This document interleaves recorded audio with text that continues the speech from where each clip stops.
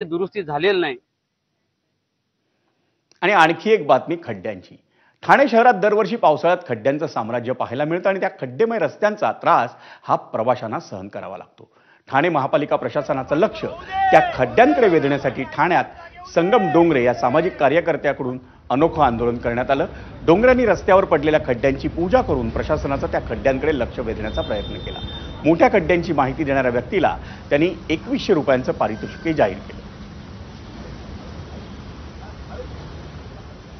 अहो, हे जे काम जे केलेलं आहे याला 1 महिना पण झाला ना आणि 1 महिन्यामध्ये सर्व खड्डे पडत आहे आणि नागरिक आम्ही ₹1 टॅक्स भरून पण आम्हाला सुविधा मिळत नाहीये आणि आम्हाला नाहक शारीरिक व्याधी होत आहेत।